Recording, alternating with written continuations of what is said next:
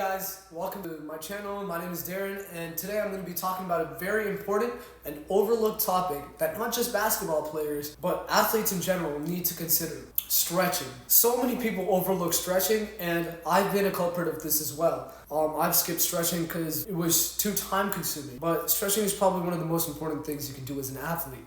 It can help you run faster, it can help you jump higher, and most importantly, it can help with injury prevention. A lot of people say they don't have the time to stretch before practice, but I'd make an effort to spend 10 minutes doing my stretches than weeks or even months in physical therapy. So stretching is very valuable to me, and I hope to share that with all of you as well. I've compiled a series of stretches in the most optimal order so your body can get the most out of these stretches. Without further ado, let's get straight into it. Okay, now let's go on to the static stretches. Most people just stop at static stretches when they're stretching, but keep in mind this is only one part of the entire stretching series. So the first one that I'm going to show you guys is a static quad stretch. So how you're going to want to do this is take one foot and put it against the wall. Now you're going to want to go down as much as possible. Oh, fuck. Shit. Okay, I did a bit wrong. You want to take one foot like so. I need to work on my balance. That's what this is showing. You're going to want to do this and keep your knee like so. This is more effective than a normal static squat stretch that you do standing up because it also hits the knee as well. And it also puts your quad at a much larger angle than this. So it's a more effective stretch for the quad as well. You're going to do around 20 seconds on each. So after you do the quad stretch, the next one is your calf stretch. So for this one, you're going to want to find another wall and make sure you have your farther leg as far as out as it can go. And just push your upper body towards the wall, and this knee drives toward the wall as well. You're going to want to feel the stretch on your calf muscle. And then you're going to hold that for 20 seconds, and then switch sides. Same thing. You're going to want to as far as out as you can, and then go forward. So after you do the calf stretch, you're going to want to assume a very similar position for the next stretch, which is the Achilles stretch, right here. So you're going to want to get in the same position, but the only difference is this knee of your back leg goes down, and you should feel a pull on your Achilles tendon. You're going to want to hold this for 20 seconds too, and then switch sides, go as far as you can. It's okay to come a bit back on this one. Your entire body doesn't have to go forward, but try to keep it as much forward as you can. And your knee's going to want to go down, you just hold it. And that stretches out your Achilles.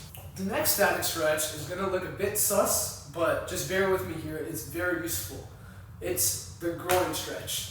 So you're going to want to shoulder width apart, a bit wider than that, and just squat all the way down ass to grass. And you're going to want to use your elbows to push your knees out a bit. And it's going to be like this. You're going to want to hold this for about 20 seconds as well. And you should feel the pull near your Drake. That's a nice way to put it. Yeah. So you should feel the stretch right near your Drake. The next one is what I like to call the pretzel stretch. So you're going to get on the floor and then take one knee. You're going to be laying down.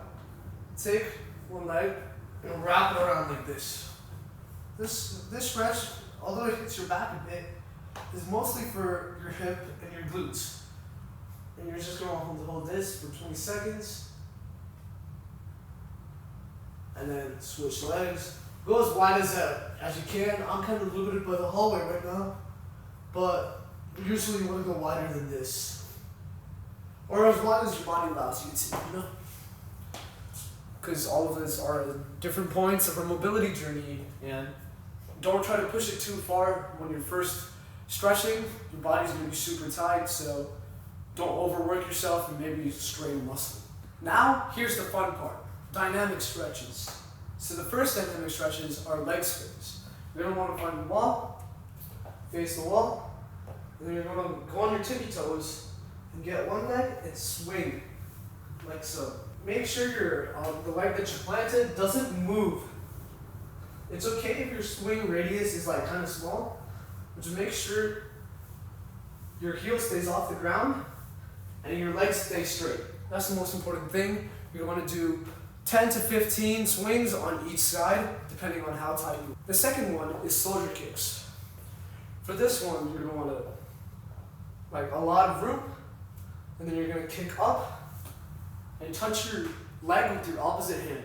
So for this instance, since I kicked up with my right leg, I wanna touch it with my left hand. And then on the opposite, and you just wanna do this for around 5 each leg, maybe more if you want to do so. The next one is knee pulls.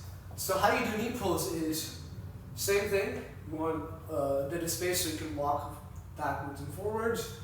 And you're gonna grab your foot and just pull it up. This is for your hips and your the muscles surrounding the knee.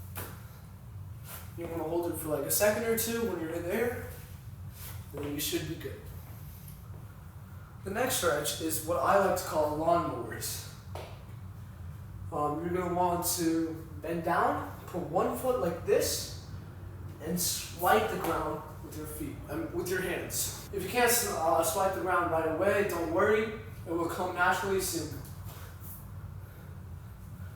And try to keep your legs straight on this one as much as possible. So now we have hip rotations, and for this one, what you're going to want to do is stand up and then just pull your hip, pull your leg, and pull it over. Kind of like you're going over a hurdle, but just imagine there's a hurdle. There's no physical hurdle right now. So, like so. Get it as high up as you can. And you're going to want to do the same thing backwards.